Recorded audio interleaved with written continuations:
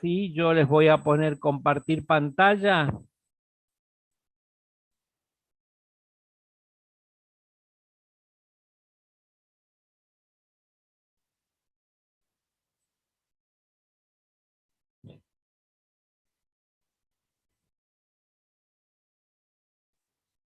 Vamos a ver.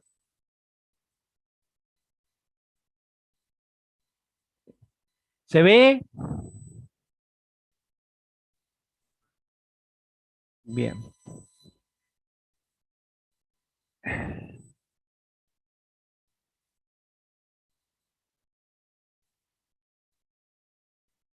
Bueno,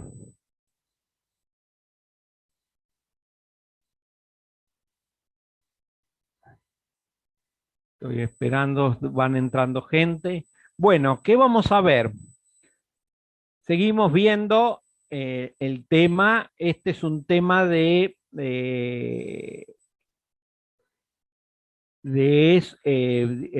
termodinámica del equilibrio, termodinámica de las soluciones, y voy a hablar de la descripción termodinámica de las mezclas. eh, y, mm, y empezamos con algo que se acuerdan el viernes, dijimos que era fundamental, que era la definición de potencial químico y la condición de equilibrio, que la volvemos a repetir.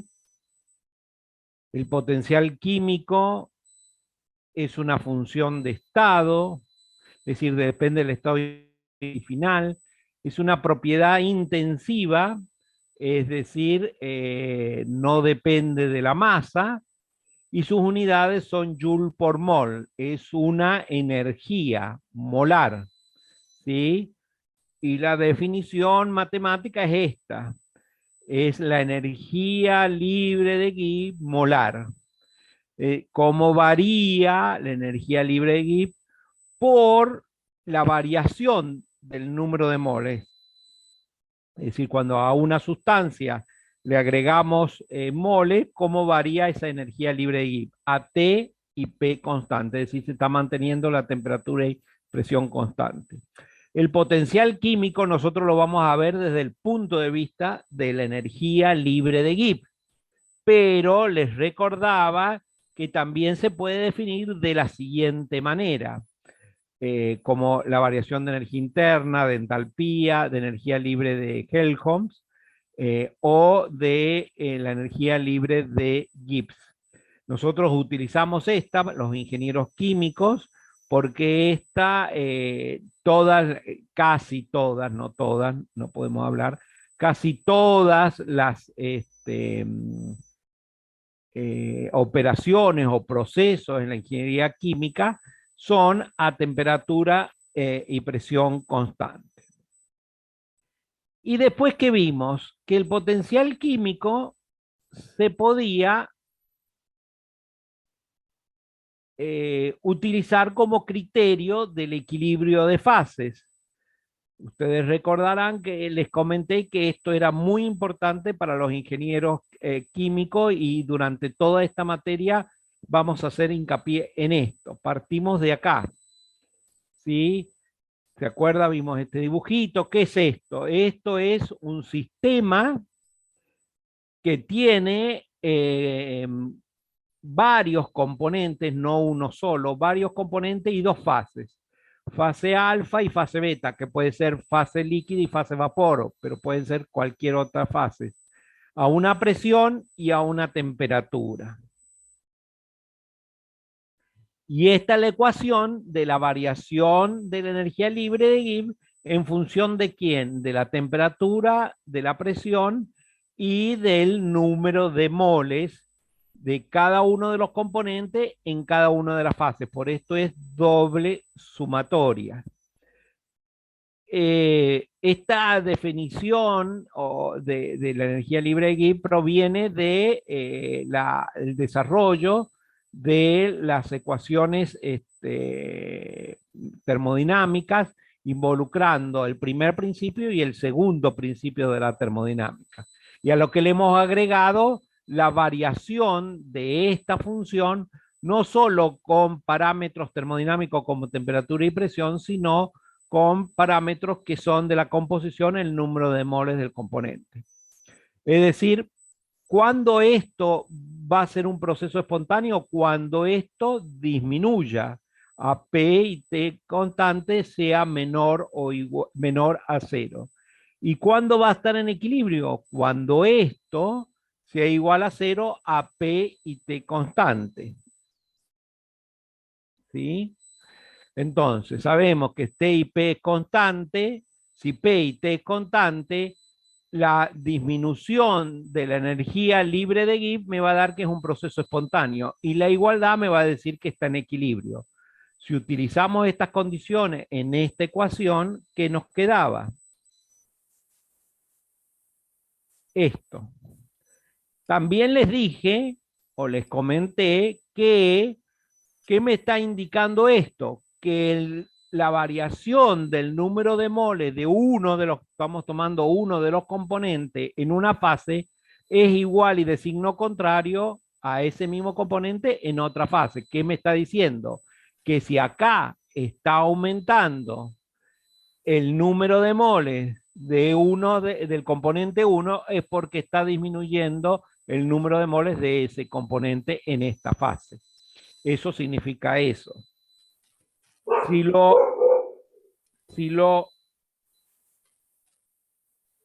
esto lo ponemos en esta ecuación, nos queda de esta manera, ¿sí?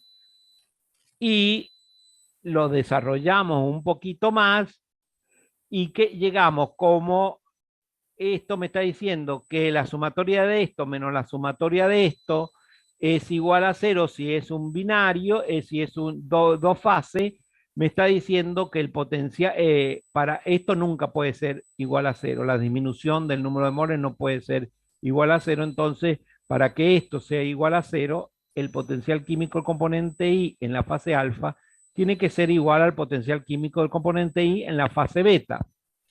Y esto lo podemos hacer extender para todas las fases y para todos los componentes. Perfecto. Llegamos a esto que es muy importante. Pero acá se presenta un problema. ¿Cómo medimos potenciales químicos para saber si estamos en el equilibrio? No hay un equipo que mida potenciales químicos. Entonces, este potencial químico, lo tenemos que transformar en o igualar a algo que sea medible. Entonces, esto es lo que vamos a hacer ahora. Vamos a transformar el potencial químico para un gas ideal, para una mezcla de gases ideales, para una solución ideal líquida. Entonces, vamos allá. Potencial químico de un gas ideal. ¿Por qué empezamos por acá? Porque es el más fácil. Vamos a la ecuación de potencial químico. ¿Sí? Acá está la variación del potencial químico general, ¿sí? Para un componente. Para un componente. Por eso es de un gas ideal, del componente que se comporta como gas ideal. Dividimos por el número de moles a toda esta expresión. Entonces esto se transforma en la variación de potencial químico. Esto era la variación de energía libre. ¿Y qué más? Esto se transforma en la entropía molar y esto en el volumen molar. Ahora suponemos que es la temperatura constante. Entonces esto se va. ¿Y qué me queda? El potencial, ¿cómo varía el potencial químico con respecto a la presión para un componente comportándose como gas ideal? Perdón, para un componente comportándose como cualquier sustancia, ¿sí? Como cualquier sustancia. Ahora, si suponemos que esto es un gas ideal, este volumen molar, ustedes saben que se transforma en RT sobre P.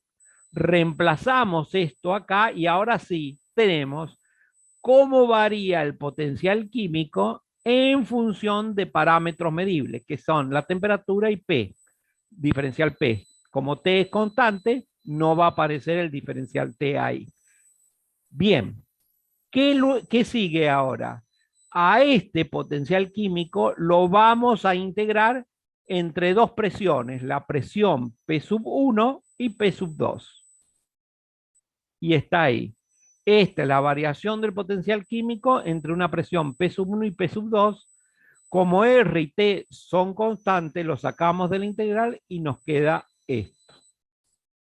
Y esto integrado nos queda esto, una expresión muy, muy interesante y muy importante que me dice cómo varía el potencial químico de un gas ideal de una presión P sub 1 a una presión P sub 2 manteniendo la temperatura constante. Y eso es igual a RT logaritmo de P sub 2 por P sub 1. ¿Qué se sigue haciendo o qué hacen los libros? Van a fijar una presión, ¿sí? Donde esa presión va a ser fija y la van a llamar presión estándar. La presión estándar, como hemos visto en termodinámica, es la presión que se mide, que es igual a un bar. A la presión de un bar, este potencial químico se transforma en lo que se llama potencial químico del componente I como gas ideal estándar y queda la ecuación esta, ¿sí? Esta ecuación muy importante, y se acuerdan que le dije vayan anotando en su cuadernito esta ecuación. ¿Qué me está diciendo? Que el potencial químico medido a cualquier temperatura y presión es igual al potencial químico estándar a la misma temperatura que está en la sustancia, ¿sí? Pero a una presión de un bar. En muchos libros, este pecerito no aparece porque dicen que es un bar, entonces vendría a ponerse un 1. Entonces no habría acá, pero es por si sale esto cerito, es porque acá hay 1. Entonces, pero lo sacan de los libros. ¿Sí? Entonces, esta es, vuelvo a repetir, calcular el potencial químico a cualquier temperatura y presión de un gas, de una sustancia como gas ideal, en función del potencial químico estándar más RT logaritmo de P sobre P sub 0 o P estándar. Ahora bien, como si graficamos esto, si graficamos potencial químico en función de la presión, fíjense lo que nos va a dar. Nos va a dar el potencial químico en función de la presión una función logarítmica. ¿Sí? La dependencia de G de la presión es del tipo logarítmica. ¿Y qué me dice? Que a la presión estándar también en muchos libros sale así, en vez de un cerito es un cerito tachado o una O tachada, pero significa lo mismo, es el potencial químico a la presión de un bar y a la temperatura de trabajo en que está el gas. ¿Sí? Y acá cuando esto lo vamos a ver cuando veamos gases reales, que la función potencial químico para una sustancia, para un gas real, es diferente a esta función que estamos viendo acá. Bien, ¿qué nos falta ver? Nos falta ver un gas ideal en una mezcla de gases ideales, ¿sí? Entonces el potencial químico de un componente o de una sustancia gaseosa en una mezcla de gases ideales, ¿sí? Teníamos, es la misma ecuación, pero fíjense, ¿qué aparece acá? Aparece un subíndice. ¿Qué me está indicando? Que estamos hablando de una sustancia en una mezcla. ¿En qué mezcla? En una mezcla gaseosa. El potencial químico del componente I en la mezcla gaseosa a la temperatura de trabajo y a la presión parcial del componente I es igual al potencial químico de ese componente en estado estándar a la temperatura de trabajo, ¿sí? a la temperatura que está la solución, más gaseosa, más RT, logaritmo de quién? De la presión parcial sobre P cerito. ¿Y qué es P cerito? La presión de un bar. En algunos libros, en algunos libros, en algunos libros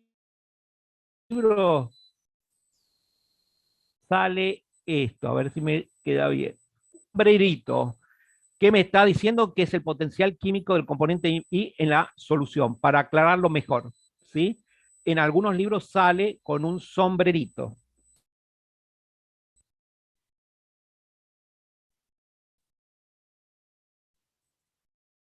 Bien, ¿qué vamos a hacer ahora? Vamos a reemplazar la presión P sub I por lo que sabemos de alto, que es la fracción molar por la presión total, ¿sí?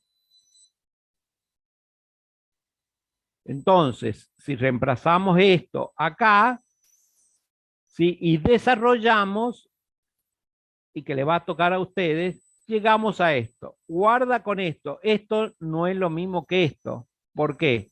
Porque acá hay una relación de presiones y porque esto es distinto a esto. Acá hay un cerito y acá hay un asterisco. Esta es la presión, perdón, el potencial químico del componente I en la mezcla, pero en estado estándar. ¿Y esto qué es? El potencial químico del componente I como puro.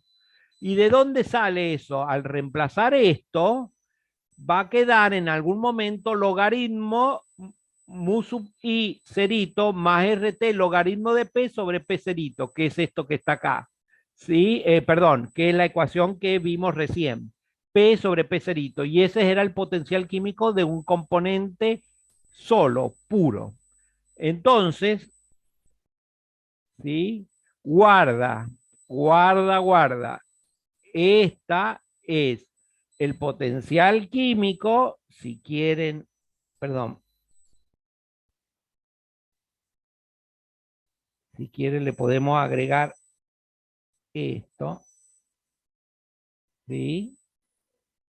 Entonces, ¿qué es el potencial químico del componente I en la solución gaseosa, ¿sí? O en la mezcla gaseosa como gas ideal, es igual al potencial químico de ese componente a la temperatura de la mezcla, pero como puro, más RT logaritmo de la fracción molar del componente I en la mezcla gaseosa. Otra ecuación hiper importante porque de acá vamos a calcular cómo es el potencial químico de cada componente en el equilibrio, ¿sí? Y esto va a ser el potencial, perdón, la fracción molar en el equilibrio. Profe, una Bien, consulta, ¿se me escucha? sí, sí, sí, te Eh, escucho perfecto. las dos ecuaciones esas, ¿podemos elegir cualquiera de las dos y usar cualquiera de las dos? ¿O tengo que fijarme en algo para elegir una u otra? De esta amarilla con esta verde No, la verde y la de arriba. y esta, Sí. bueno, es lo mismo, Ah, las sí, dos es lo son mismo. iguales, ¿sí? Bien, no, la que más se usa es esta, la verde, ¿sí? Esta, lo que Ok. pasa que hemos reemplazado, se podría utilizar, pero ya vamos a ver que es más fácil calcular lo que se pide son las fracciones molares del componente, de cada uno de los componentes en el equilibrio, más que las presiones parciales, sino las fracciones molares. Por eso se utiliza más la que está recuadrada en verde, ¿sí? Pero sí son equivalentes. Se podría utilizar las dos, pero vuelvo a repetir, es más utilizada la que está como verde. Listo, profe, gracias. ¿Alguna duda hasta acá? Sí,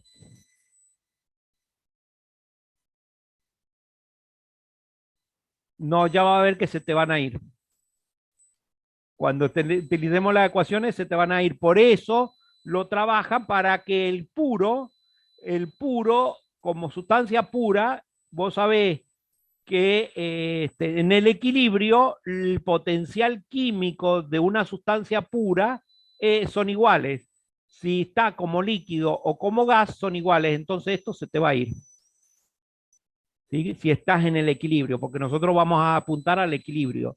Entonces este es el potencial químico del componente I puro en estado gaseoso.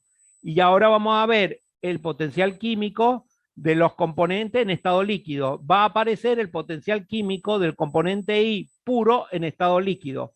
En el equilibrio, esos dos son iguales, entonces se te anulan, se van. ¿Sí? Bien, ahora lo vamos a seguir viendo. Hasta acá hemos visto cómo llevar el potencial químico de un componente puro o en la mezcla, ¿sí? A algo medible. ¿Qué es lo medible? Esto no lo podíamos medir, pero sí podemos medir esto y esto. Por ahora, supongamos que se puede medir esto, ¿sí? Supongamos. Pero que hemos transformado esto en algo medible. Ahora vamos a hacer un parate y vamos a, no vamos a seguir con líquidos, sino un pequeñito parate, sino el modelo de mezcla ideal de gases. ¿Por qué? Porque el modelo de mezcla de gases ideales o de líquidos, de soluciones ideales, es muy importante. ¿Qué determina esto? ¿Sí? Determina que cuando yo mezclo dos sustancias, ya sean gaseosas o líquidas, el mezclado puede ser ideal o real.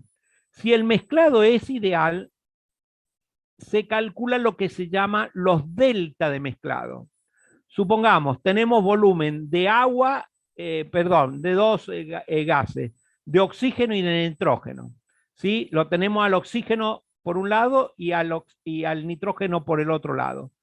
¿Sí? Si existe un mezclado ideal, me dice que el delta de B de mezclado es igual a cero, es decir, que supongamos que tenemos medio litro de oxígeno y medio litro de nitrógeno, ¿sí? Eso va a hacer que en el mezclado tengamos un litro, todo mezclado, porque vamos a tener medio litro de oxígeno y medio litro de nitrógeno, son un litro de la mezcla. Bueno, el delta de mezclado es el volumen final menos la sumatoria de los volúmenes iniciales. El volumen final es un litro y la sumatoria de los volúmenes iniciales también es un litro, porque teníamos medio litro y medio litro. ¿Sí? Entonces el delta B de mezclado es cero.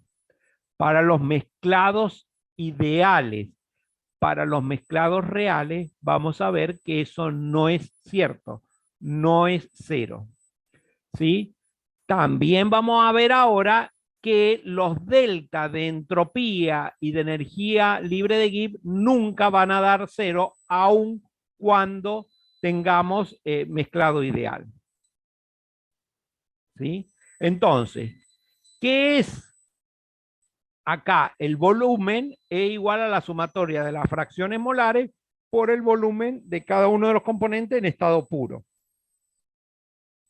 Recién lo vimos, el volumen del oxígeno en la mezcla va a ser 0,5 porque teníamos medio litro por el volumen que tenía como cuando estaba puro, ¿sí? 0,5 por el volumen del oxígeno puro.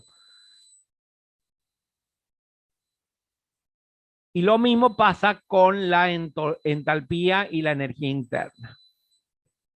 El delta de mezclado, muy importante, entonces es, para cualquier propiedad, es la propiedad final, si ya mezclado, menos la sumatoria de esa propiedad, pero separado. Lo que le decía, el volumen del oxígeno por un lado, más el volumen del nitrógeno, pero separados.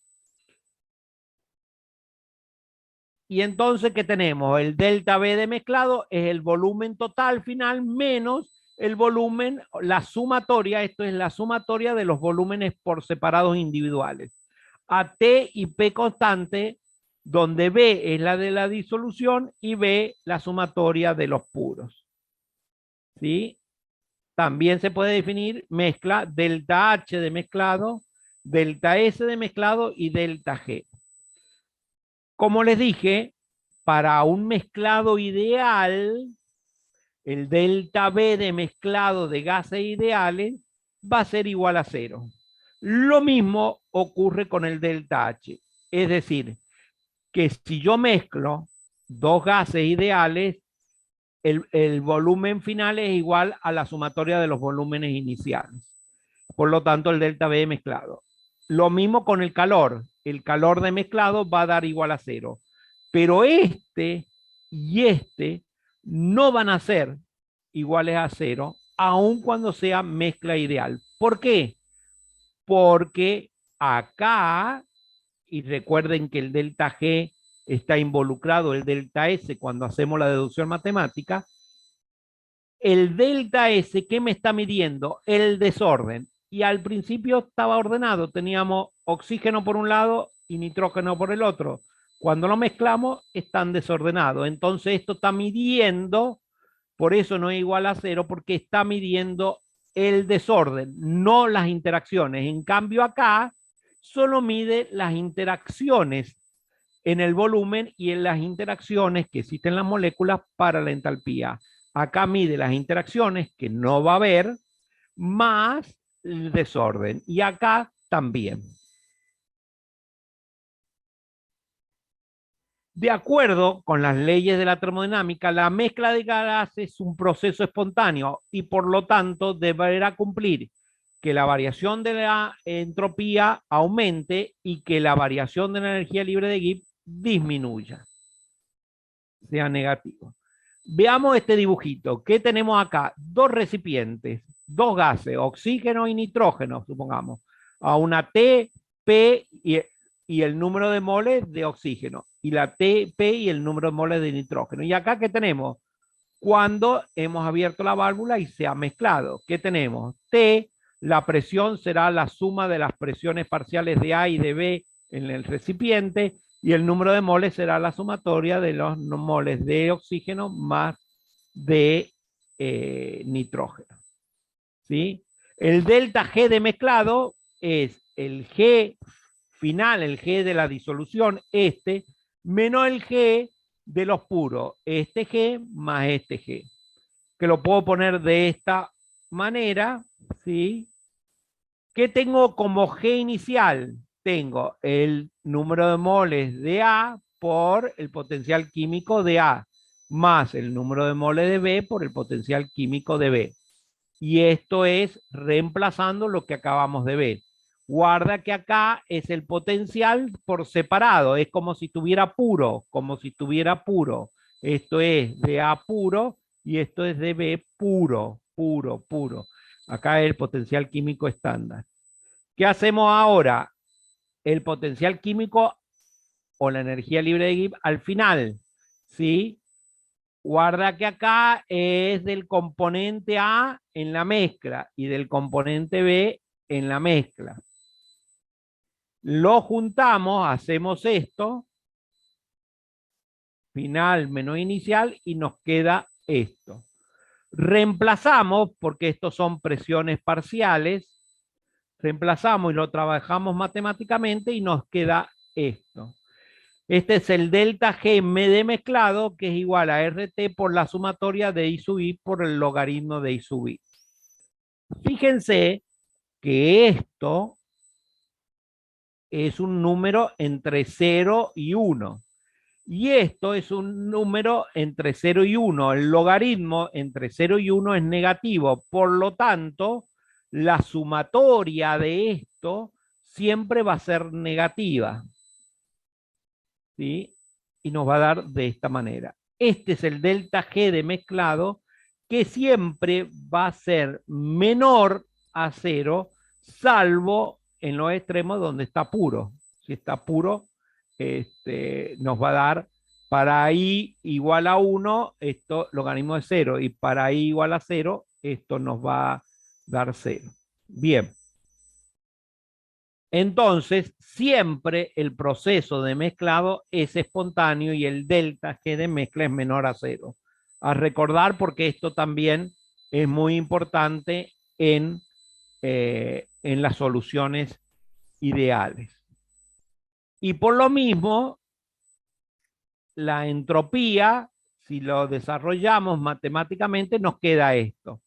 Si esto antes era negativo con este menos, se me vuelve positivo, por lo tanto la entropía siempre de mezclado va a ser un proceso espontáneo, Sambro en el 0 y en el 1. Y siempre es de esta forma. Y siempre es de esta forma para soluciones ideales. En este caso de gases ideales.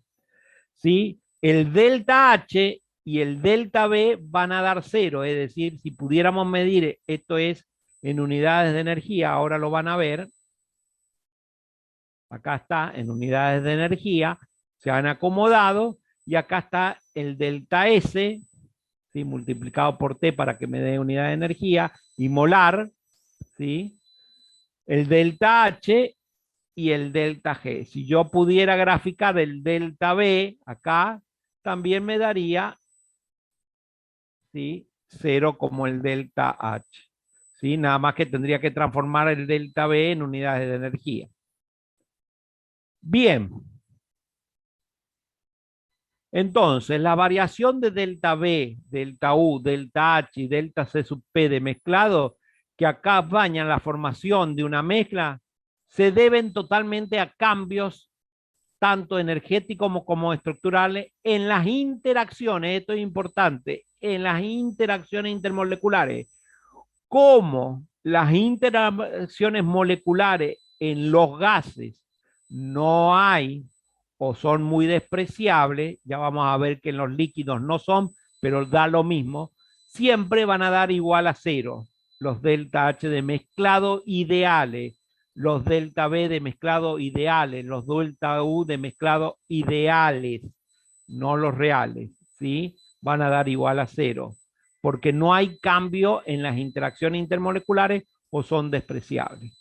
En cambio, la entropía, la energía libre de Helmholtz y la energía libre de Gibbs no solo se deben a cambios en las interacciones intermoleculares, sino también al inevitable aumento de la entropía por el mezclado, ¿sí? Y ese desorden causa que aumente la entropía y disminuya la energía libre de Gibbs. Bien. ¿Cómo se determinan esto? Fácilmente. Esto con un densímetro. Se mide la densidad de la disolución al final y la densidad de los componentes puros. Y a partir de medidas directas de densidades en forma isotérmica, se puede medir los delta de mezclado. Los delta H con un calorímetro a presión constante, para que mida delta H. Acuérdense que el calorímetro mide desprendimiento o absorción de calor y como es a presión constante se transforma en H. ¿Sí? El delta G de mezclado, muy importante, con lo que es las presiones de vapor del componente A puro y del componente B puro y las presiones parciales del componente A y del componente B. Y con eso se determina delta G. ¿Sí? Acá está el delta G de mezclado. La presión de vapor del componente A puro, del componente B puro y las presiones parciales del componente A y B en la mezcla. Bien. Ahora, luego que hemos hecho esta adquisición matemática, vamos a ver, ¿se acuerdan? Que en el equilibrio el potencial químico del componente I en la fase vapor es igual al potencial químico del componente I en la fase líquida. Recién hemos visto el potencial químico del componente I en la fase vapor. Ahora vamos a ver el potencial químico del componente I en la fase líquida. Recién vimos el de la fase vapor o gas como gases ideales. Ahora vamos a ver el líquido como soluciones ideales. Le hago un parate. Existen en gases ideales existe un modelo, el modelo de gases ideales. En los líquidos, dos modelos. Un modelo de disolución ideal o solución ideal o que cumple la ley de Raoult, y el modelo de disoluciones diluidas ideales o diluciones ideales diluidamente ideales, ¿sí? O la ley de Henry. Vamos a ver primero la ley de Raoult y su aplicación, y luego vamos a ver un poquito, no mucho, de la ley de Henry. Nos interesa más la ley de Raoult porque se aplica a los equilibrios líquido-vapor, ¿sí? A las destilaciones, a las separaciones en general. La ley de Henry se utiliza en determinar la solubilidad de un gas en un líquido, ¿sí? De gases poco solubles en un líquido. Entonces, hecha esta aclaración, nos vamos a ver la ley de Raoult. Acá ustedes han visto en el video que el modelo de gas ideal se describe P por B igual a NRT. Las moléculas puntuales, por lo tanto el volumen es despreciable y no existen interacciones intermoleculares entre ellas o es muy débiles cuando están muy cerca y se puede despreciar. Bien. ¿Hay un modelo análogo para describir a los líquidos? Sí, la respuesta es sí. Y el modelo que vamos a ver es el primero de disoluciones ideales. ¿Sí? Una vez que, supongamos que tenemos dos sustancias, A y B, que el soluto A se ha solubilizado en B o que el soluto B se ha solubilizado en A. Una vez el A va a ser el solvente y B va a ser el soluto y otras veces de acuerdo a cómo nos vayamos moviendo a través de la fracción molar. ¿Sí? Algunas veces A se va a comportar como solvente y otras veces como soluto. Y lo mismo ocurre con B. Una vez que tenemos a estos dos, las fases se han homogenizado y tenemos una sola fase homogénea. Bien. Entonces, vamos a estudiar un modelo de referencia que es solución ideal. ¿Sí? La solución real se la va a comparar a la solución ideal, de la misma manera que ustedes vieron en termodinámica que los gases reales se comparaban con los gases ideales. Por ejemplo, el factor de compresibilidad. Si Z era igual a 1 es porque el gas real se comportaba como ideal, si era mayor a 1 o menor a 1, y cuanto más se alejaba de 1, más real era el gas. Bueno, lo mismo ocurre acá. Bien. Imaginemos un líquido, ¿sí? Tiene sus moléculas, tienen su volumen, es distinto a la de los gases ideales. Por lo tanto, en los gases ideales no existían interacciones o eran muy débiles. Acá va a haber interacciones, aun cuando esté solo. Supongamos que tenemos benceno y tolueno. Pensemos en el benceno solo. Las moléculas tienen volumen, por lo tanto tienen interacciones. Aun cuando el benceno esté solo, tiene interacciones. ¿Sí? Entonces, guarda con eso. No me digan luego, cuando se le pregunte, que las disoluciones ideales son aquellas en las que no existen interacciones. No, no, eso está mal. Hay interacciones. Vamos a ver cuál es la particularidad de esas interacciones. ¿Sí? Entonces, jamás podemos suponer que no existen interacciones intermoleculares en la fase líquida o sólida. Sí existen. Pero vamos a suponer que tenemos un modelo de disolución ideal de acuerdo a esta definición. Una disolución en que las moléculas de las distintas especies, benceno y tolueno, son tan semejantes unas a otras, es decir, las moléculas del benceno es muy semejante a las moléculas del tolueno, que las moléculas de uno de los componentes pueden sustituir a las moléculas del otro componente de la disolución, sin que se produzca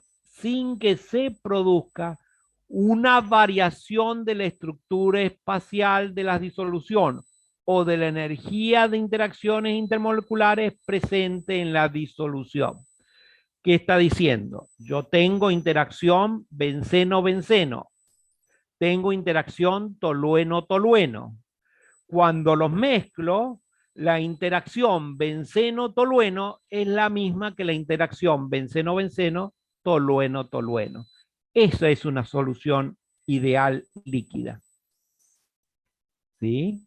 Entonces acá tenemos ya la mezcla. Supongamos que este benceno, que es solvente, y este el tolueno, celestito y el verde oscuro.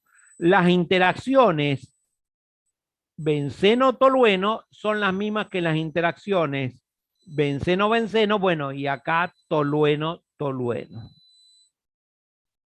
¿Sí? Estas interacciones son del mismo tipo, de tal manera que la variación en las interacciones son despreciables. Las variaciones de las interacciones, no las interacciones, las variaciones de las interacciones, que cuando están solo o cuando están juntos.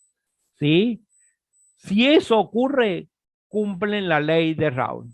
¿Estamos hasta ahí? ¿Se entendió?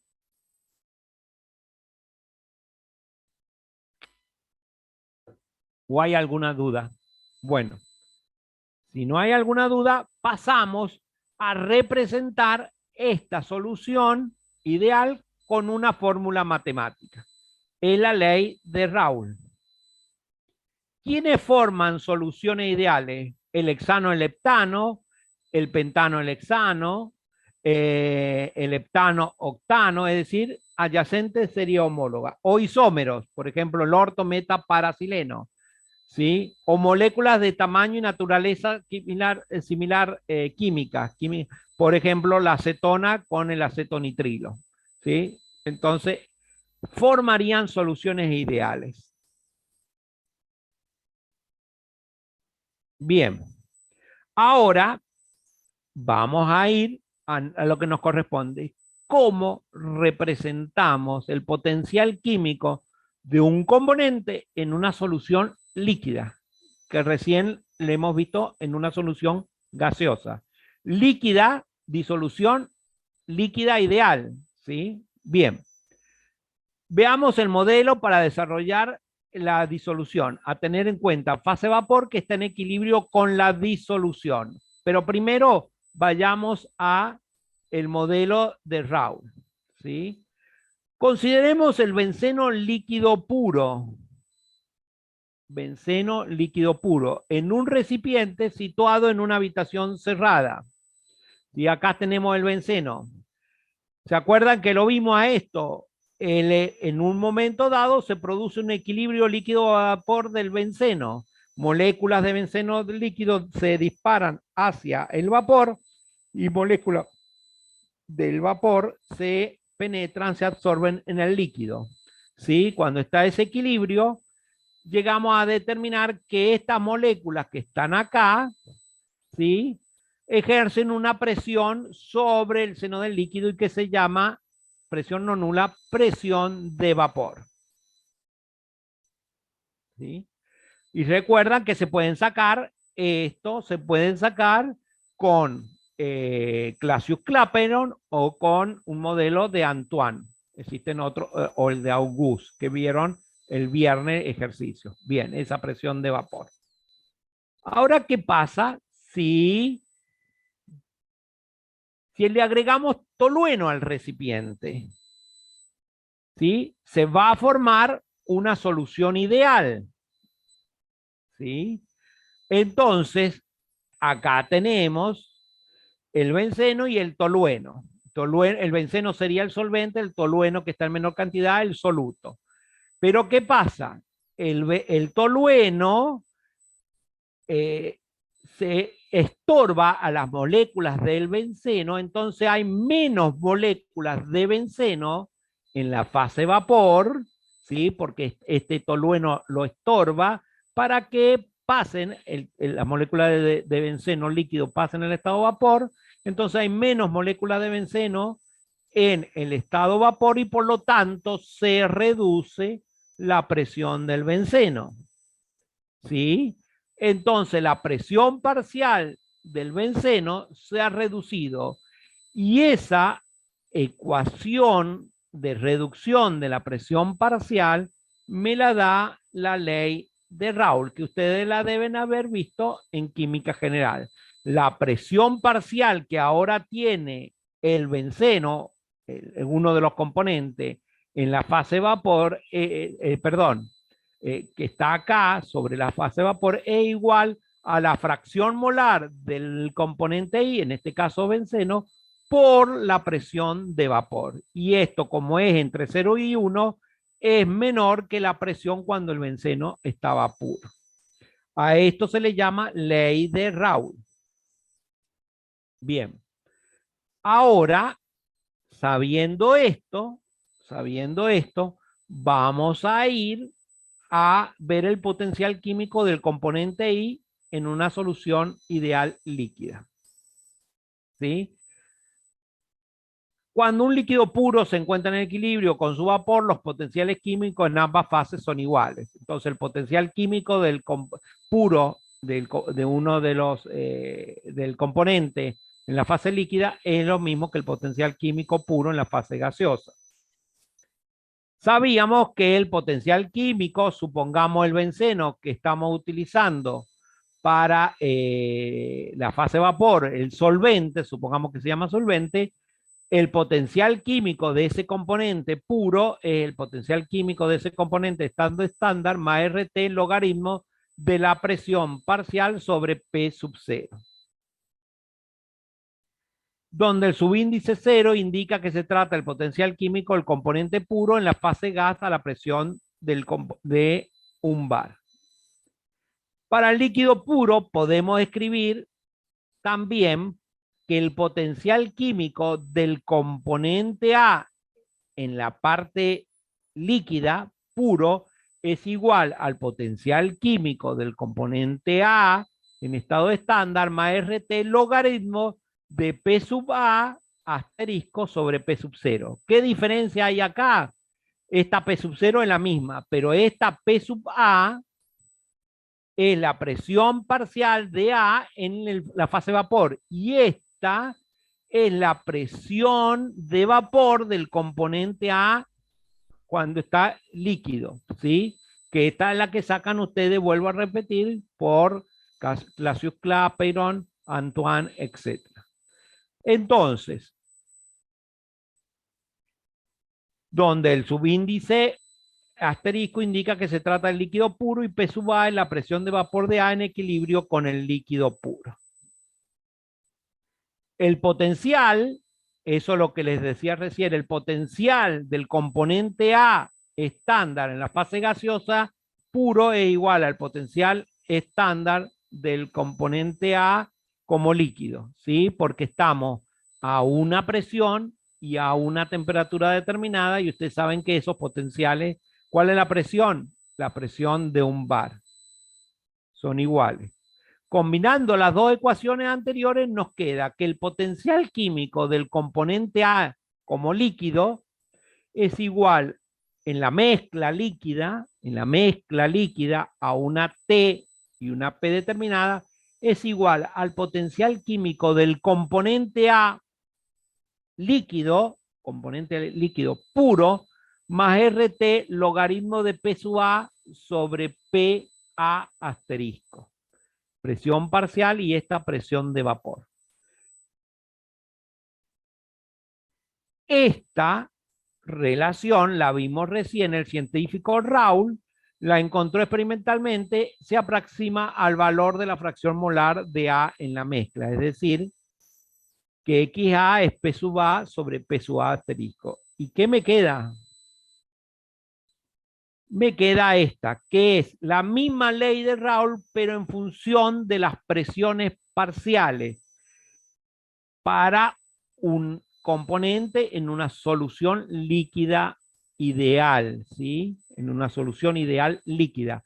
Comparen esta ecuación con la que surgió, que estaba en verde, con la del vapor, que estaba en verde. Fíjense que es lo mismo, nada más que acá, en vez de haber y sub I hay X sub A. Es decir, que para el vapor vamos a poner el logaritmo de la fracción molar en la fase vapor. Y acá para el líquido vamos a poner la fracción molar del componente en la fase líquida. ¿Sí? Disolvente, ¿sí? Porque es para cualquier componente, lo tomamos para el solvente o disolvente. Este es el disolvente puro. ¿A qué? A la temperatura, ¿sí? Y presión de la mezcla, pero como puro, ¿sí? Y el XUA es la fracción molar del componente A en la solución líquida.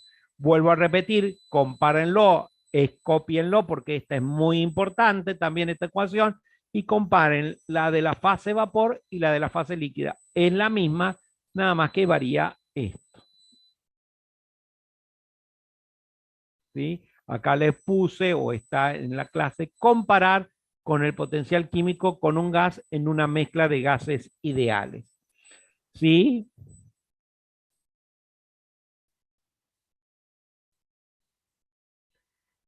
Esta ecuación obedece a la ley de Raoult en todo el rango de fracciones molares y que se denominan soluciones ideales.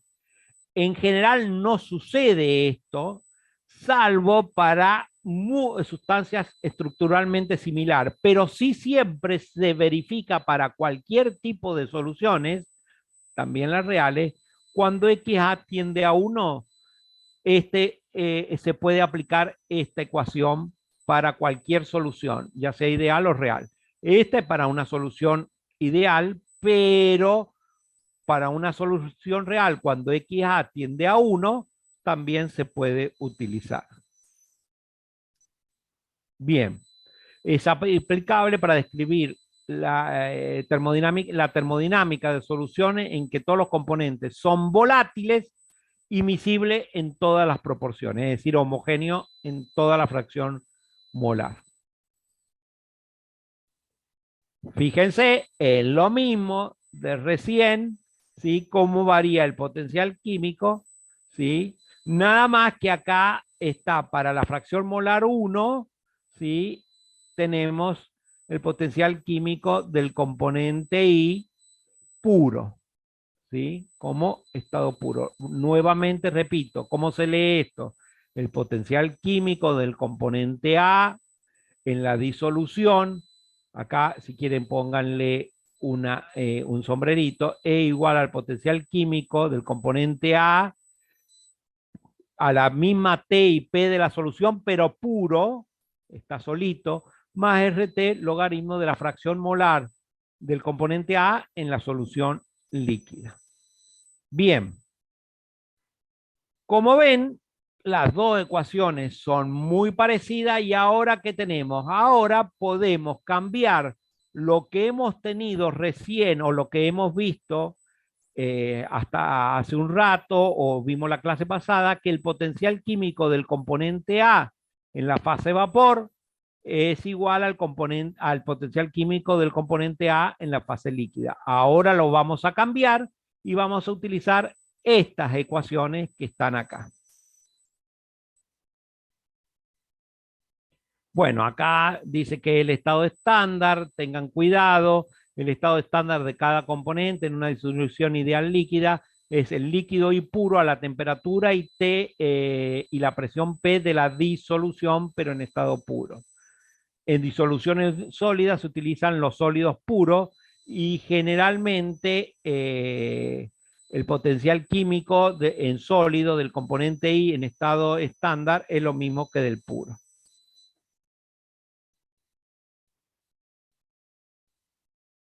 Bien. ¿Se entendió hasta ahí?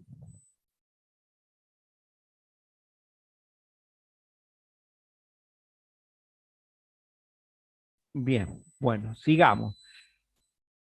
Entonces me pregunta, y profe, ¿dónde voy a aplicar esto de potenciales químicos? Bueno, los vamos a aplicar a los equilibrios de disoluciones binarias, es decir, de dos componentes de mezclas ideales, para hacer los diagramas PX, TX, PXI y IX. que la mayoría lo debe haber visto, lo debe recordar de química general, sobre todo el diagrama PXY. Bien. ¿Qué tenemos acá? Tenemos una mezcla, vamos a suponer que es una mezcla líquido-gas, donde hay dos componentes, A y B están en ambos, en ambas fases, líquido y gas, y como está en equilibrio, ¿sí? El potencial químico de cada uno de los componentes, ¿sí? Ya sea gas a la presión P, es igual al potencial químico de ese mismo componente en estado líquido. ¿Sí? Sabíamos eso. Ahora, ¿qué sabemos? Bueno, lo hacemos para un sistema de dos fases, líquido-vapor, y lo vamos a hacer para dos componentes. Pero esto es también para muchos componentes, puede ser. Veamos. Reemplazamos lo que acabamos de ver. El componente I en la fase vapor es esto. Le he agregado esto para que no se pierdan. Esto es el potencial químico del componente I puro en la fase gaseosa más RT logaritmo de la fracción molar del componente I.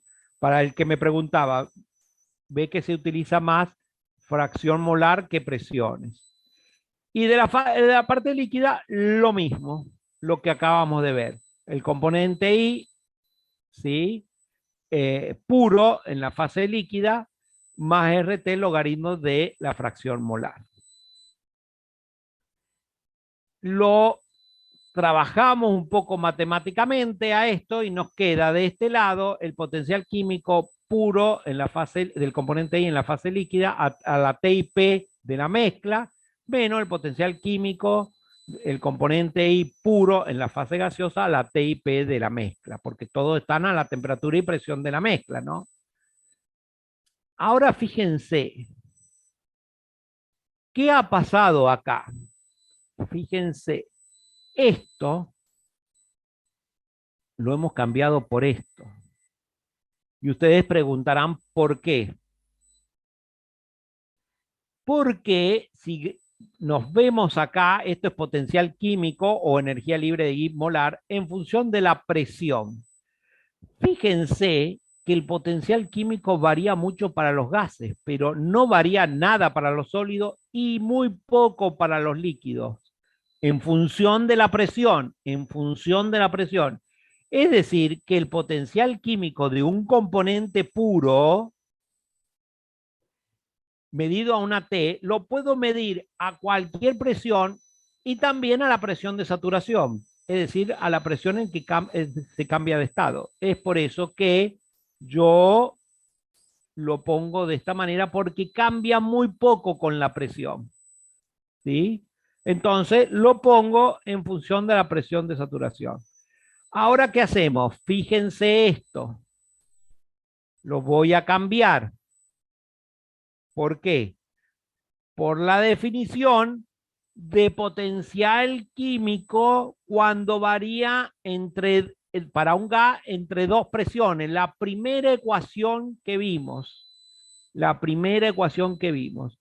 Esto es lo que utilizo esta ecuación, que es el cambio del potencial químico con la presión para un gas.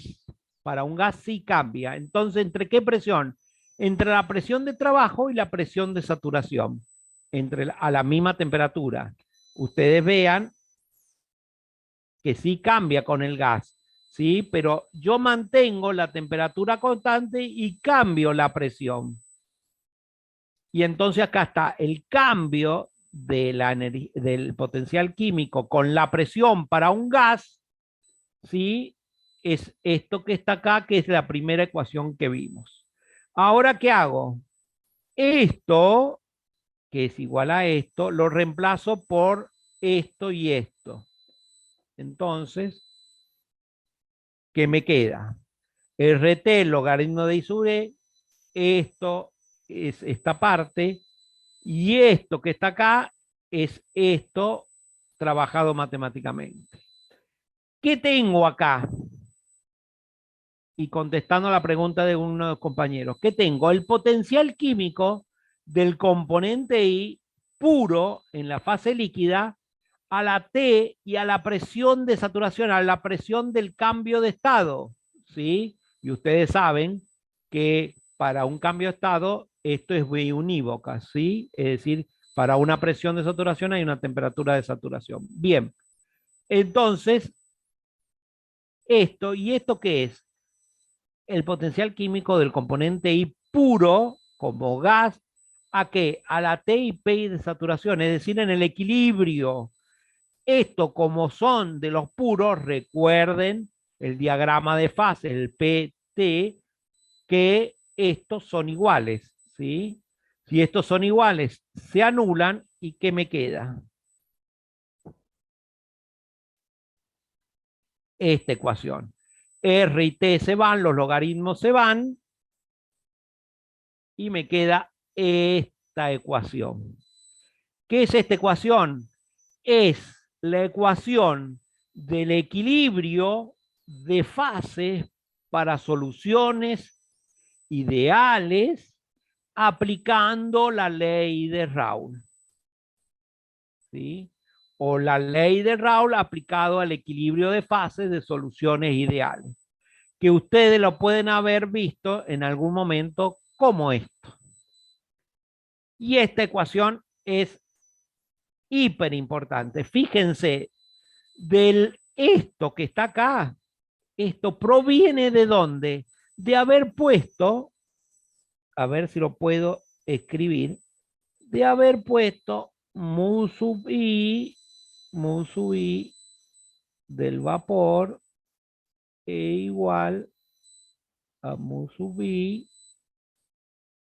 del líquido. De ahí proviene. Ve lo que les decía, de algo que nosotros no podemos medir a algo que podemos medir. ¿Podemos medir fracciones molares? Sí. ¿Podemos medir la presión total? Porque esta es la presión. Esta es la presión total del sistema. Sí. ¿Podemos medir fracciones molares en el líquido? Sí. ¿Podemos medir presiones de I de saturación? ¿Las podemos medir o las podemos calcular con las ecuaciones que ya conocemos? Son todos parámetros medibles o calculables que nos permiten determinar el equilibrio de fase. Bien.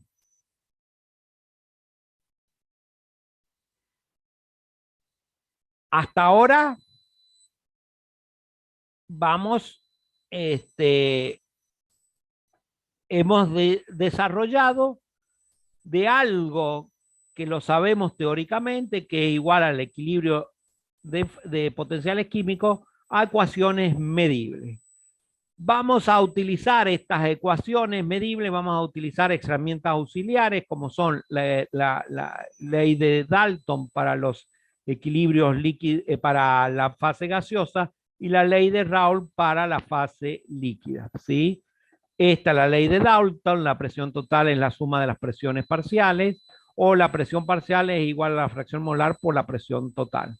Fíjense que nos vamos a, en algunos libros está así, en otros libros no, pero nos vamos a ir acostumbrando que cuando hablamos de fracciones molares en la fase vapor vamos a utilizar la Y, y cuando estamos trabajando en la fase líquida vamos a utilizar la X, ¿sí? Esta es la presión, esta es presión parcial en la fase vapor, esta es la presión parcial en la fase líquida, XI por P sub I del componente I o la presión puro o presión de vapor que llamamos.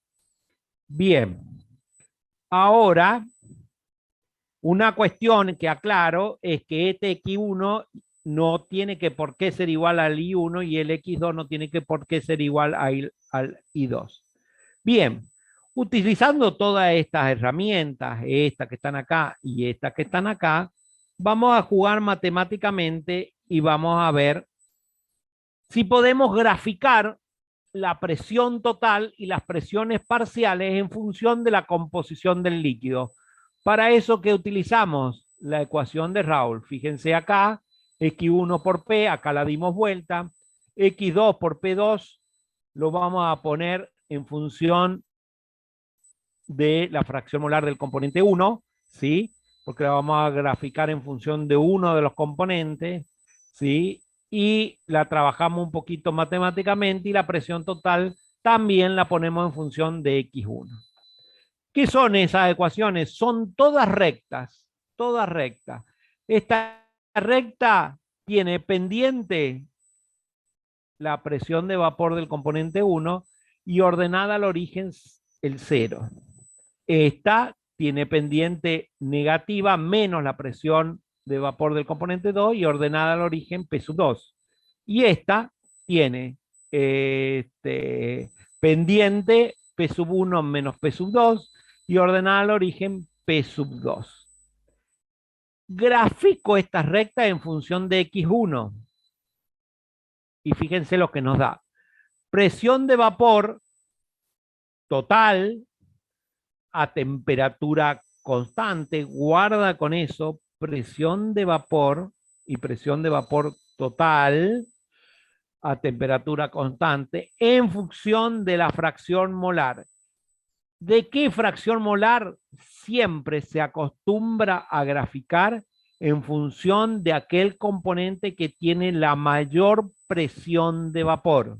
En este caso, el componente 1 tiene la mayor presión de vapor. Fíjense acá, P sub 1 es mayor que P sub 2. ¿Esta qué es? Esta es la presión de vapor o la presión parcial del componente 1, ¿sí? En función de la fracción molar del componente 1, ¿sí? Para 0, 0, para 1 la presión de vapor. Y esta es la del componente 2. La suma de las dos me da la presión total. Entonces esta es la presión total.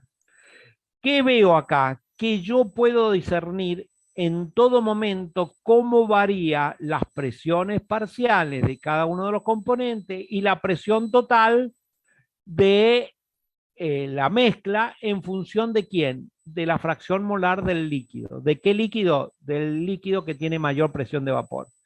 ¿Me da alguna información de la parte vapor? No. Este gráfico es muy completito, pero para la parte líquida. Para la parte vapor no me sirve para nada. Entonces, ¿sí? Tengo que hacer un diagrama que tenga la presión total en función de la fracción molar del líquido. Acá está el desarrollo de las ecuaciones, no nos vamos a poner, ustedes la fijan. Si grafico presión total en función de la fracción molar del componente 1, ¿por qué del componente 1? Porque en este caso el componente 1 tiene la mayor presión de vapor. Fíjense que me da este gráfico, esta línea que está acá. Esta línea que está acá. ¿Sí? Que he graficado la presión total en función de las fracciones molares. En los extremos que tengo la presión del vapor del componente 1 y la presión del vapor del componente 2. ¿Qué me da esto? Me indica en todo momento cómo varía la presión total en función de la fracción molar del vapor. ¿Hay algo de datos de líquido? No. ¿Me sirve para el equilibrio líquido-vapor? No, porque el equilibrio líquido-vapor es líquido más vapor. Esto es vapor y lo otro es líquido. ¿Qué se hace? Se pegan los dos gráficos, ¿sí? Y me va a quedar esto, ¿sí? En un mismo diagrama. El diagrama P ahora no es X o Y, sino P, X, Y. ¿En función de quién? Del componente que tenga mayor presión de vapor, o también se dice más volátil, o también se dice de menor temperatura de ebullición. Todo eso se dice cuando se grafican esto. ¿Qué tenemos acá? La presión de vapor en función del líquido y la presión total en función de la fase vapor. Vamos a ver que ha quedado tres zonas definidas, acá arriba, acá abajo y acá en el medio. Ahora vamos a ver qué tenemos en esta zona. Este gráfico, repito, es a temperatura constante, a temperatura constante. ¿Sí? Tres zonas. Arriba de la fase de la presión total de la fase líquida, tenemos líquido solamente, una sola fase. Por debajo de la curva de vapor, ¿sí? Tenemos la fase vapor, ¿sí? Esto es líquido subenfriado, esto es vapor sobrecalentado. ¿Y acá qué tenemos? Acá tenemos una mezcla líquido-vapor. Acá entonces estamos viendo el equilibrio líquido-vapor. Acá se está produciendo el equilibrio líquido-vapor en toda esta zona. Bien, veamos este diagrama que es para el equilibrio líquido-vapor para el 2-metil-2-butanol y 2-metil-1-butanol, ¿sí? 2-metil-2-butanol y 2-metil-1-butanol. Fíjense que son compuestos muy parecidos. Fíjense que se define la temperatura, 373,15 Kelvin constante. Hemos graficado P en función del componente 1 que tiene la mayor presión de vapor, o es el más volátil, o el de menor temperatura de ebullición. Acá, ¿qué tenemos? La temperatura, la fase líquida, acá tenemos la fase vapor y acá tenemos líquido y vapor. ¿Sí? Ahí tenemos uno. Disminuimos la presión, por lo tanto va a ir disminuyendo el potencial químico hasta que llegamos acá. Acá. Donde el componente 1, lo que sabemos, que la fracción molar del componente 1 en la fase gas o en la fase vapor es igual al potencial químico del componente 1 en la fase líquida. A partir de ese momento, esta igualdad se mantiene. ¿Sí?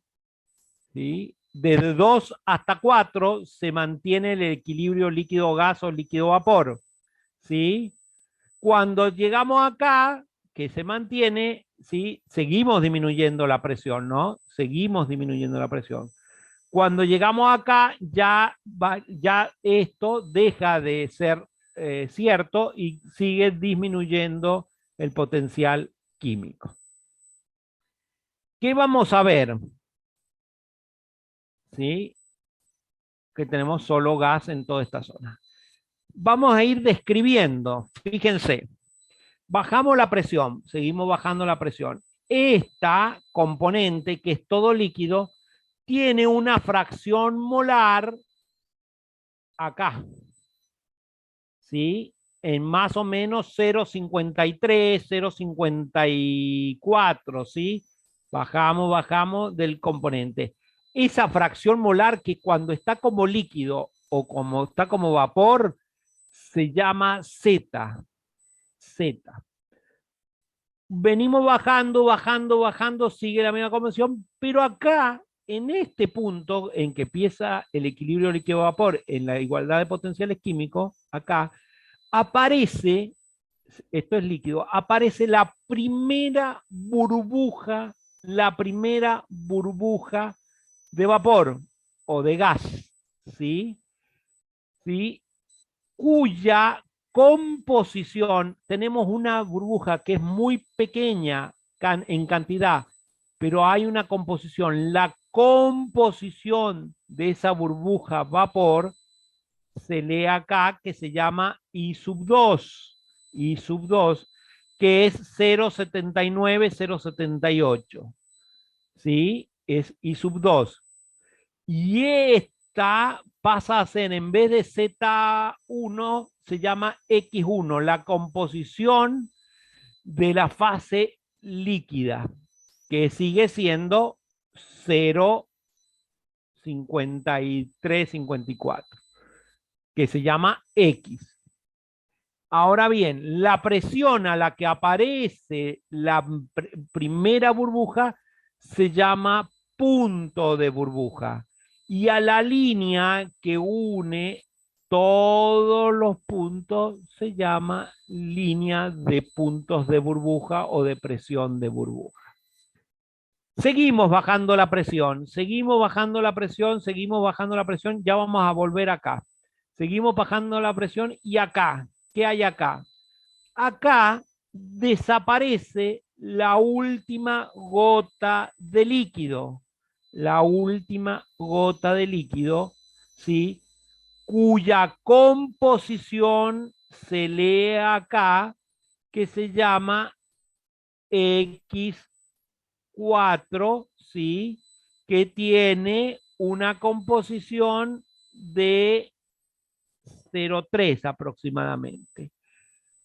Se llama la composición de rocío, que es X, porque es la gota de líquido. Y la presión, que se lee acá, se llama presión de rocío. Fíjense que la presión de burbuja es distinto a la presión de rocío, ¿sí? Fíjense también a esta presión de burbuja y a la línea que une todos los puntos de presión de burbuja, se llama línea de rocío o líneas de presión de rocío. Y fíjense una cosa que recién les dijimos, le dije yo, perdón, la composición en el equilibrio no tiene que ser igual la fase líquida a la fase vapor. Fíjense acá, la fase vapor es 0,8 y acá la fase líquida es 0,5354. Y acá la fase líquida es 0,3 y la fase vapor es 0,5354. En este punto, X de burbuja es igual a I de rocío. Si sigo bajando la presión, tengo igual líquido. Vamos a este punto. ¿Qué hay en este punto? Acá es aproximadamente la mitad del equilibrio líquido-vapor. Es decir, aproximadamente, puedo hacerlo antes, después, cuando quiera, pero aproximadamente tengo la misma cantidad de vapor. Fíjense que estoy diciendo la misma cantidad. Por favor, esto entre comillas, cantidad, es decir, número de moles. Tengo la misma cantidad de la fase vapor que de la fase líquida. Fíjense lo que he hecho. He señalado fase vapor acá y fase líquida. Ahora lo voy a explicar. Tenemos el mismo distancia de acá hasta acá que de acá hasta acá. Entonces las cantidades son iguales. Pero fíjense las fracciones. Fracción del líquido casi 0,4, 0,39. Fracción de la fase de vapor casi 0,68, 0,67. Entonces es muy importante que ustedes sepan leer este diagrama porque es de suma importancia. Bien, ¿cómo se sacan las fracciones molares y la presión? Con la ecuación que vimos recién. I sub I es igual, I sub I por P es igual a X sub I por P SAT o P de saturación. Las P de saturación es esta. Fíjense que en este diagrama no varían, ¿sí? El P1 SAT es esta y P sub 2 SAT es esta. Pero sí varían las fracciones molares tanto del líquido como del vapor a lo largo del equilibrio líquido-vapor, al igual que las presiones totales, ¿sí? Entre la presión de burbuja y la presión de rocío. Esta presión total acá va a estar siempre entre la presión de rocío y la presión de burbuja. ¿Sí? Presión de burbuja, la definición, cuando por expansión, ¿sí? De la solución en fase líquida se produce por primera vez una burbuja de vapor. Esta burbuja representa el vapor de mayor composición del compuesto más volátil. Es decir, que en la fase vapor va a haber más compuesto 1 que compuesto 2. Y en la fase líquida va a haber más compuesto 2 que compuesto 1. Porque el compuesto 1 es más volátil. Y presión de rocío cuando por compresión, es decir, voy de acá para arriba, ¿sí? Se produce la primera gota de líquido, rocío. Esta gota de líquido representa el líquido de mayor composición del compuesto más pesado, que es este. Este líquido tiene más composición de este que de este componente 1. Bien. Hemos visto cómo se lee en composición y recién le dije cantidades. Para determinar la cantidad, repito porque se confunden mucho, para determinar cantidad de vapor y cantidad de líquido, es decir, moles de vapor y moles de líquido, o gramos de vapor o gramos de líquido, se utiliza lo que se llama regla de la palanca. ¿Sí? Acá está el mismo gráfico, acá tenemos líquido-vapor, acá tenemos líquido-vapor, acá tenemos a una temperatura determinada. Esta línea que va de composición constante se llama isopleta, por si lo quieren saber. Fíjense que la isopleta siempre tiene la misma composición ZA. Acá ZA se convierte en XA y acá ZA se convierte en I sub A. Siempre graficado en función del de mayor presión de vapor. Y vamos a ver qué es la regla de la palanca. Supongamos que estamos acá, ¿sí? ¿Sí? Estamos dentro de la zona bifásica del equilibrio líquido-vapor. Tenemos líquido y tenemos vapor.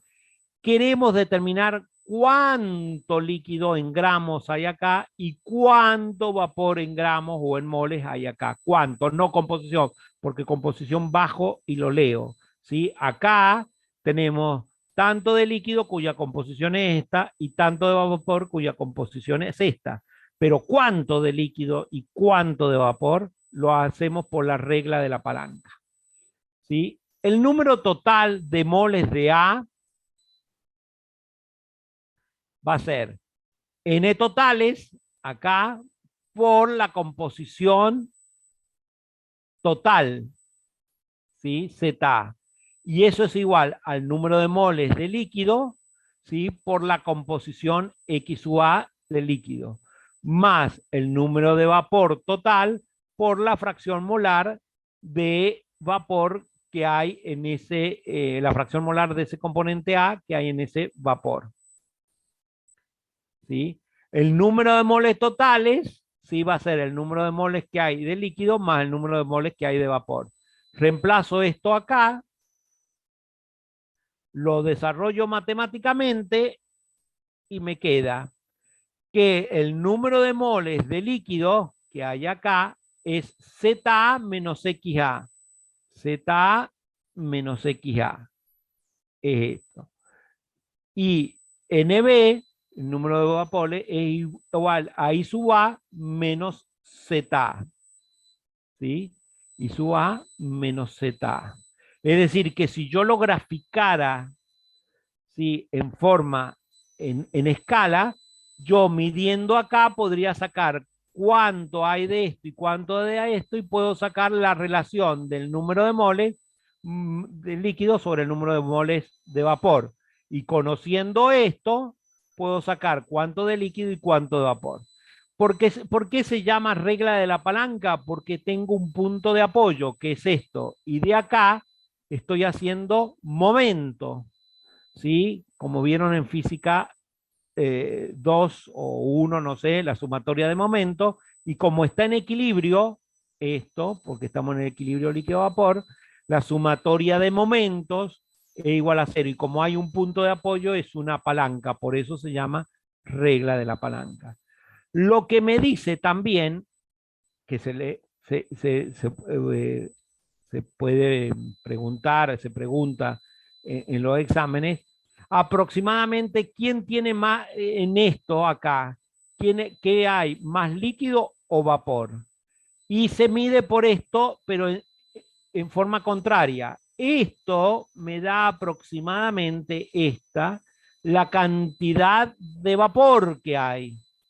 Y esto me da la cantidad de líquido, es inversamente proporcional, ¿sí? Para saber la cantidad de vapor que hay, mido esto. Y para saber la cantidad de líquido, cantidad, vuelvo a repetir, moles, gramos, miro esto. Es decir, que hay más, ahí, en ese punto, hay más vapor que líquido. Bien. ¿Qué vemos acá? Vemos el diagrama PXY para dos temperaturas distintas, para ver cómo varía la línea de puntos de burbuja y de puntos de rocío. Fíjense, para dos temperaturas son distintas. Es decir, que podemos hacer y esto es ideal. Fíjense cómo es para ideal. Fíjense que esta es una recta y esta es una curva. La línea de puntos de burbuja es una recta y la línea de puntos de rocío es una curva.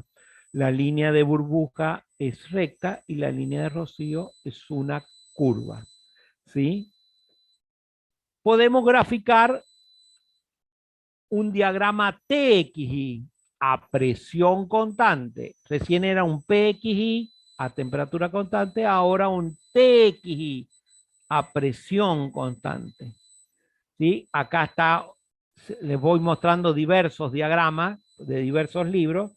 Nuevamente, línea de vaporización o de puntos de burbuja, línea de condensación o de rocío, otro libro que los llama de diversa manera, zona líquida, zona vapor, zona líquido-vapor, regla de la palanca.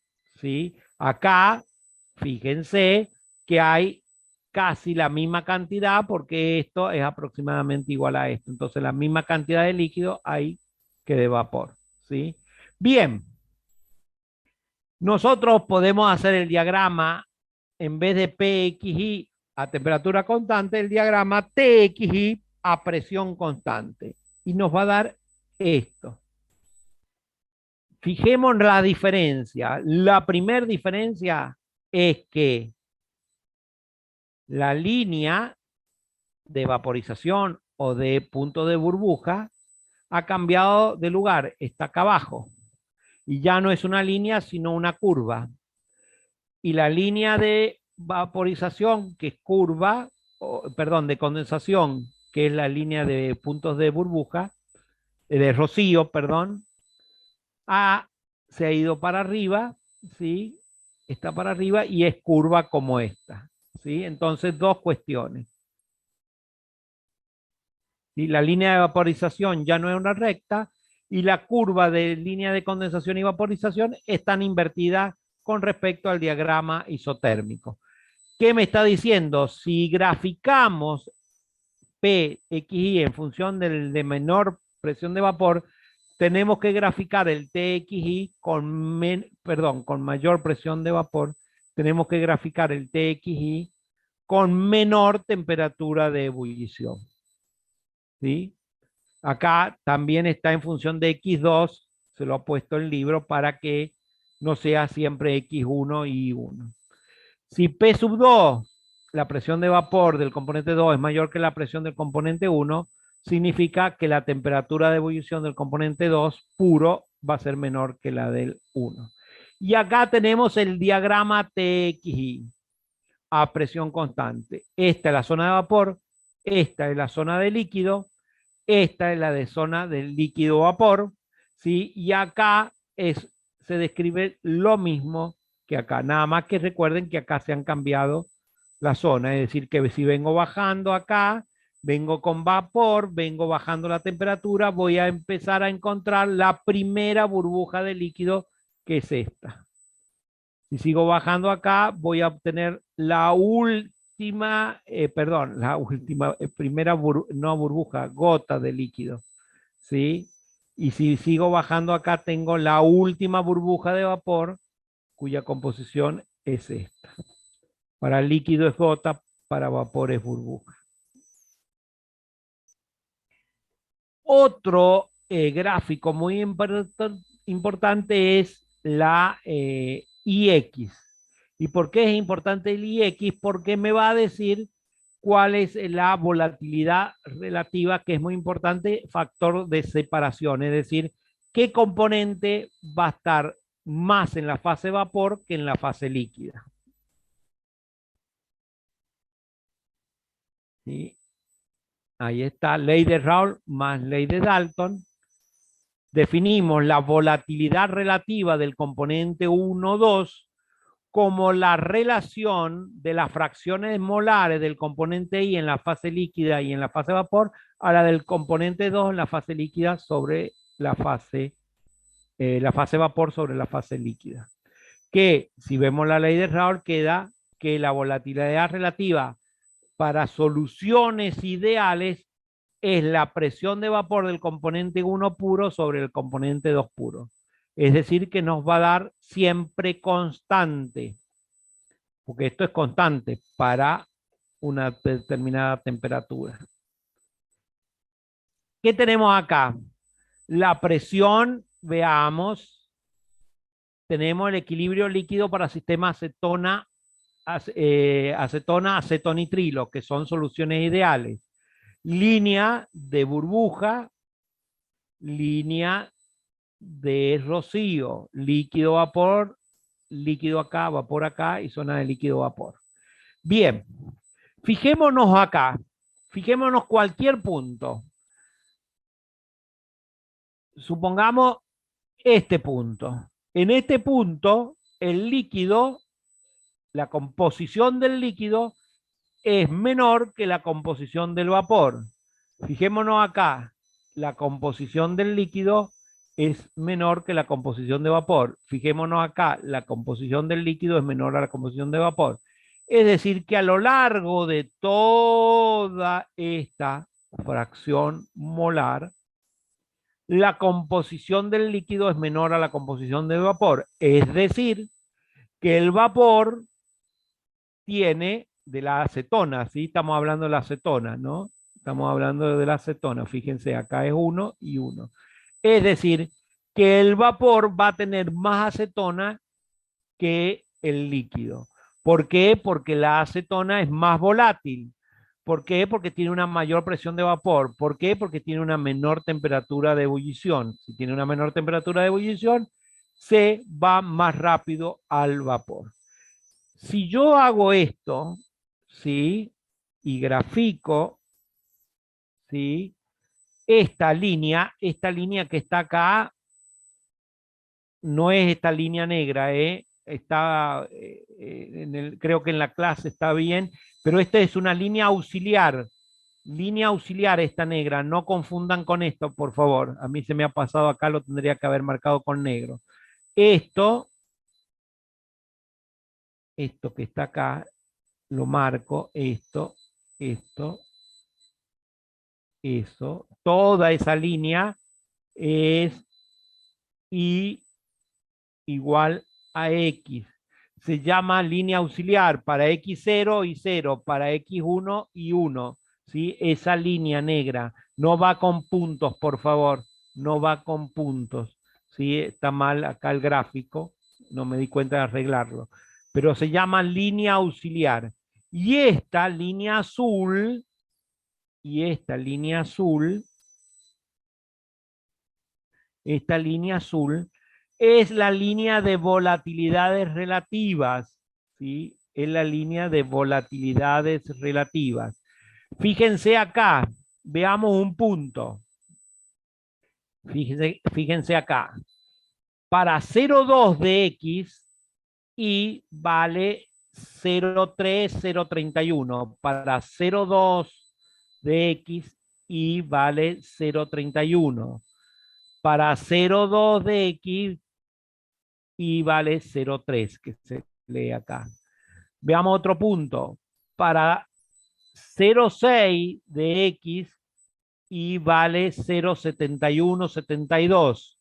Para 0,6, 0,71 y 0,72. ¿Sí? Entonces, línea auxiliar, línea de volatilidad relativa, ¿sí? Y que me indica cuál es más volátil. Si esta línea de volatilidad relativa, supongamos que le dan un problema, se grafica así para arriba, me está diciendo que el componente 1 es más volátil que el componente 2. En este caso, la acetona, supongamos que esto no lo conocemos, que la acetona es más volátil que el acetonitrilo. Si la curva fuera por abajo, me diría que el componente 2 es más volátil que el componente 1. Y este es el diagrama IX. Acá tenemos el de la acetona con el equilibrio líquido-vapor a temperatura, variando TXI con la presión constante. Profe, Sí, ¿El diagrama ese lo llamamos XY o tiene otro nombre tipo diagrama de volatilidad o algo por el estilo? se llama diagrama IX o XY o diagrama de volatilidades, ¿sí? Ok, Es sumamente importante este diagrama porque aparte de indicarme quién es más volátil, me está indicando si es una solución ideal porque es simétrica, siempre va a ser así, o por abajo, si el componente 2 es más volátil, ¿sí? Pero también me indica si es una solución real y si existe un azeótropo, que ya lo vamos a ver, que se presenta cuando hay igualdad de composiciones. Es decir, que es una solución real. Los azeótropos se presentan en soluciones reales. Es decir, este diagrama es muy importante porque me indica cuál es más volátil, porque me indica si es una solución ideal y porque me indica si existen azeótropos. Bien, para terminar, esto es donde se aplica el equilibrio líquido-vapor. En la destilación que ustedes conocen, la destilación simple, no vamos a hablar mucho de esto, ¿sí? Es cuando se calienta en un balón una mezcla, el primero que tiene temperatura de ebullición se evapora, llega acá a un sistema frío, un frente frío, y se va condensando, ¿sí? La primera burbuja de vapor va a estar más concentrado en el más, la primera burbuja de vapor en el más volátil, ¿sí? Y después se va a ir mezclando y hasta que no se acabe la última gota de líquido, esto va a estar en el equilibrio líquido-vapor, pero es una destilación simple. Podemos hacer muchas destilaciones simples, ¿sí? ¿Sí? Esto es lo que se llama destilador flash o destilador simple. La destilación fraccionaria, que son muchas destilaciones simples. Por ejemplo, partamos de acá, de M, ¿sí? Acá este M, ¿sí? Y lo metemos y empezamos a destilar. ¿Hasta dónde? Hasta que haya mitad de vapor, ¿sí? Y mitad de líquido. ¿Sí? Entonces, perdón, mitad de vapor y mitad de líquido. La mitad del líquido se llama residuo 1, supongamos, y la mitad del vapor se llama destilado 1. La mitad, este líquido, ¿sí? La cantidad, se vuelve a evaporar, ¿sí? Se vuelve a evaporar hasta la mitad. ¿Y qué vamos a tener? Nuevamente un residuo 2 y un destilado 2. El residuo es lo pesado y el destilado es lo liviano. Vamos al destilado, se vuelve a condensar y luego se vuelve a evaporar, ¿sí? Porque es lo mejor, fíjense esto, acá está el vapor, ¿esto qué significa? Se condensa y luego se vuelve a calentar hasta que vuelva a tener la mitad del líquido y la mitad de vapor. Y así sucesivamente, ¿sí? La mitad del líquido se vuelve a la primera parte y la mitad de vapor de se vuelve a esta parte y así sucesivamente. ¿Qué tenemos en estos? Son destilaciones simples o flash, ¿sí? En serie y por eso se llama destilación fraccionada. ¿Sí? ¿Dónde se utilizan las destilaciones fraccionadas? En una torre de destilación, ¿sí? Donde, ¿qué tenemos? Entra la mitad, entra un líquido más o menos a la mitad de la torre de destilación, se encuentra con un ambiente donde parte del vapor, parte del líquido se vaporiza y la otra parte cae como líquido. Por su peso, el vapor asciende, ¿sí? Cada uno de estos se llama platos, cada una de estas etapas. Cada plato, ¿sí? Es una situación de equilibrio líquido-vapor, que es una destilación simple. Eh, y hay un flujo de vapor hacia arriba que se va enriqueciendo en el más volátil. Y para este lado viene el líquido, que va cayendo por su propio peso, por la gravedad, y se va enriqueciendo el más pesado. Acá entonces tenemos el destilado que sale, se llama destilado, sale y el destilado se condensa, ¿sí? Porque es vapor. Parte de ese, por un intercambiador de calor o un condensador, tenemos vapor y líquido, el vapor se va condensando y el líquido se divide. Una parte va a otra sección del proceso y otra parte se utiliza como reflujo, ¿sí? Que sirve de alimentación, por eso el líquido viene cayendo acá. Acá están los más volátiles, repito. Vamos a la parte líquida. Se llama residuo. El residuo que es líquido se va a una parte, se llama un reboiler, se vaporiza nuevamente ese residuo vaporizado, entra al sistema como reflujo, pero vapor, ¿sí? Que asciende, y la otra parte del líquido se manda al proceso o se separa. Esto es, supongamos que tenemos una mezcla de agua y alcohol. Bueno, el alcohol va a pasar, va a venir acá y el agua va a venir acá si queremos separar todo el alcohol del agua. Y bueno, acá es con el condensador es con un intercambio de calor con agua fría, y acá el evaporador es con vapor, ¿sí? Entonces esta es la curva forma de destilación, que además en una curva, en una torre de destilación puede tener salidas a distintas, porque acá hay un perfil de temperatura, ¿sí? Si supongamos que esto es presión, acá hay una temperatura distinta en cada uno de estos platos, entonces hay un perfil de temperatura. Y por lo tanto se puede extraer a cada temperatura, o si trabajamos a temperatura constante, un perfil de presiones. A cada presión determinada podemos ir sacando distintos cortes. Por ejemplo, cuando hacemos la alimentación de un petróleo crudo, vamos a obtener distintos cortes del petróleo, es decir, desde la gasolina más refinada al alquitrán, que vendría a ser ya no es líquido, sino es algo denso, que se obtiene por acá abajo, el más pesado. Bueno, estas son las torres de destilación, ¿sí? Y que, vuelvo a repetir, acá está el reflujo, perdón, el destilado, y acá abajo está el residuo. Bien. Eso es todo. ¿Qué es lo más importante de acá?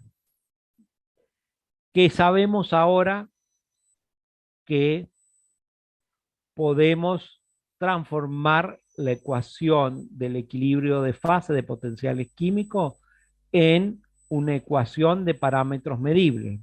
Y su I por P es igual a X sub I por PI SAT, o presión de vapor de asterisco. Es lo mismo, puede existir esas expresiones.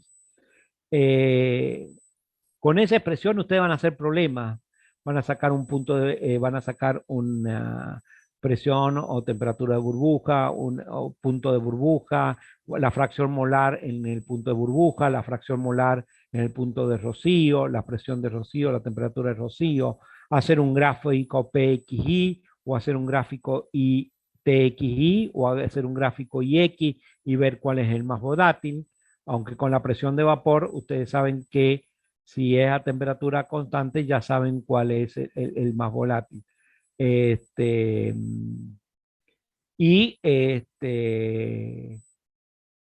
es lo que van a hacer en la primera parte, ¿sí? Aplicando lo que se llama la ley de Raoult. ¿Qué van a ver la semana que viene? Son temas más cortitos, así que van a ver 2 o 3 temas. El que sigue es una receta de cocina, cómo calcular un punto de burbuja o una presión de burbuja o una temperatura de burbuja, una presión de rocío o una temperatura de rocío o una destilación flash, los parámetros de la destilación flash. Es decir, viene a una presión determinada, entra en un recinto que tiene una menor de temperatura y se flashea. Entonces, qué composición de líquido y qué composición de vapor y qué cantidad de líquido y qué cantidad de vapor tenemos en esa destilación flash. Son recetas de cocina, así que lo vamos a pasar rápido, serán 30 minutos. Se tienen que anotar las recetas de cocina, es así de simple, o sacarle fotocopia si no quieren escribirlo, para cuando se le pregunte, que se le va a preguntar, dado una presión, ¿sí? Y una composición, determinar la temperatura y la otra composición, el equilibrio. Entonces, la presión de rocío, dada la presión de rocío y la composición de rocío líquida, sacar la fracción del vapor de rocío y la temperatura de rocío, por ejemplo. ¿Qué más van a después? Después vamos a ver en la otra media hora, 45 minutos, el otro modelo, el modelo de diluido ideal con su aplicación, que es la ley de Henry a solubilidad de gases en líquido, que también es fácil y es muy cortito. Y por último, y ya se termina toda la teoría, van a ver propiedades coligativas. Vamos a ver, vamos a recordar las propiedades coligativas que ustedes vieron en química general. ¿Qué es? Acá hemos visto que tanto los soluto y solvente, es decir, las dos sustancias son volátiles, ¿sí? Es decir, pueden estar en la fase líquida y estar en la fase vapor. Las propiedades coligativas ocurren cuando el soluto es no volátil, es decir, que está únicamente en la fase líquida, pero no en la fase vapor. Y aparecen las propiedades coligativas, como la disminución de la presión de vapor, aumento de temperatura de ebullición, la disminución de la temperatura de fusión o crioscópica y la presión osmótica. También lo vamos a rever, pero vamos a verlo qué ecuaciones se utilizan para sistemas reales.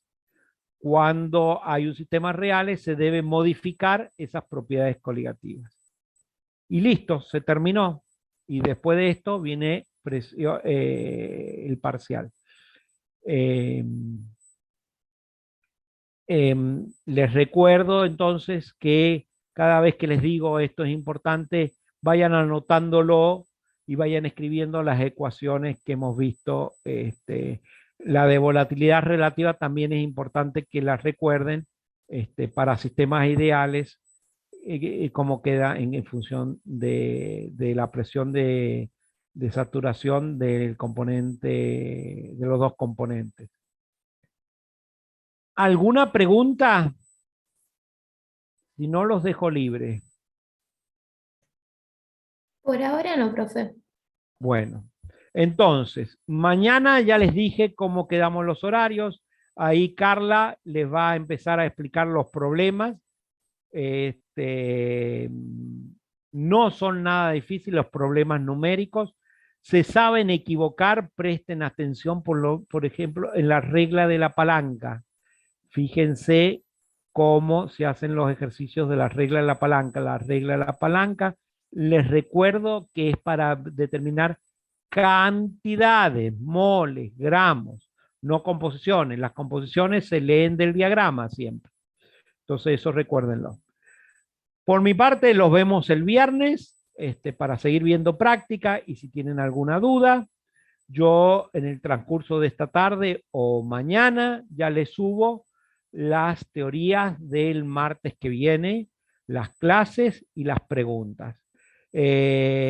Ahí 2 o 3 compañeros me mandaron las preguntas, las contestaron. Yo les había dicho que no hacía falta, pero la contestaron, me pareció bien y las contestaron bien, es decir, que ya tienen material para cuando vayan a rendir.